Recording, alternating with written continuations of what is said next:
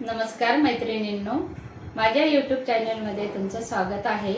आज मी बनवणार आहे फांद्याची भाजी। शेतामधून आणलेली आहे रानभाजी।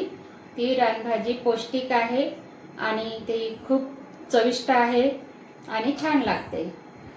चला तर मग आज बघूया फांद्याच्या भाजीची रेसिपी।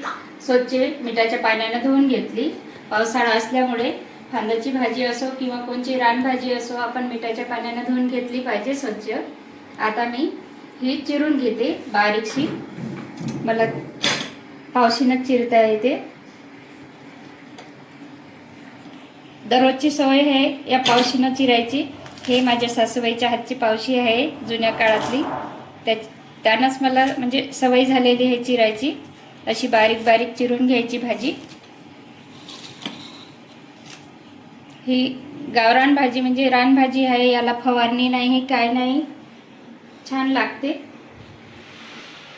चला तर मग बघूया रेसिपी कशी बनवायची ते साहित्य बघा।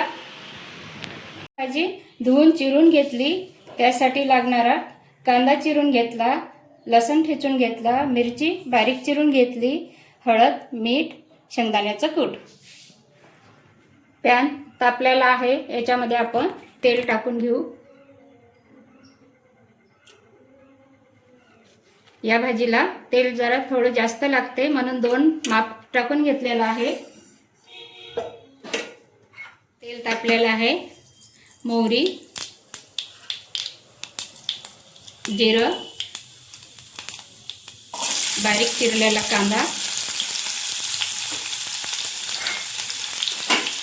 परतून घ्यायचा आहे मऊ होईपर्यंत।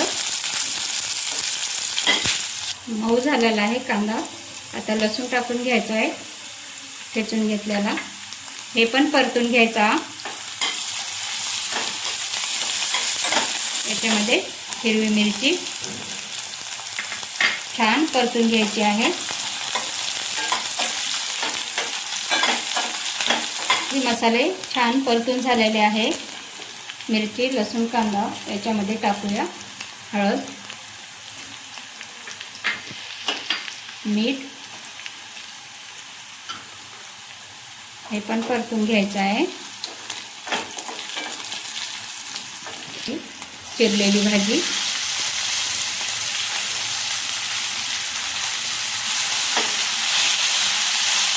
छान परतून घ्यायची आहे भाजी।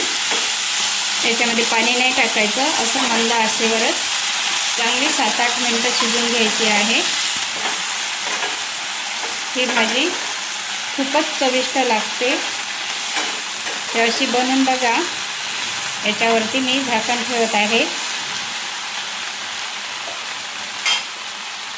5-6 मिनिटं झाकून भाजी बनवून घेऊ।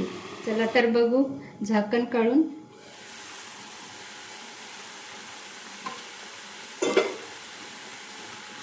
अधूनमधून अशी फिरवत राहायची झाकण काढून।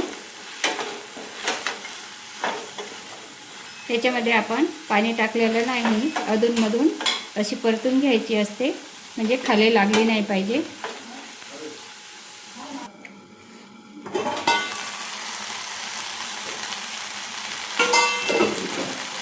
भाजी छान शिजलेली आहे। आता याच्यामध्ये शेंगदाण्याचा कूट टाकून घेत आहे।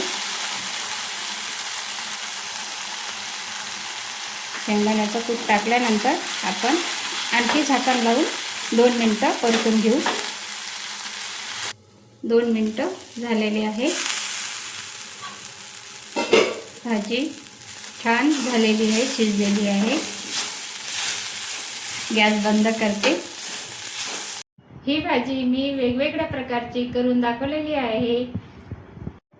रस्सा भाजी पण दाखवलेली आहे बेसन लावून, आणि वड पण दाखवलेले आहे। यूट्यूब चॅनलला माझ्या तुम्ही जाऊन बघू शकता। ही भाजी फांद्याची तुम्ही आणखी वेगवेगळ्या पद्धतीने करू शकता। अशा प्रकारे ही भाजी तयार झालेली आहे। तुम्हाला कशी वाटली रेसिपी? तुम्ही पण अशी करून बघा आणि शेअर, लाईक नक्की करा।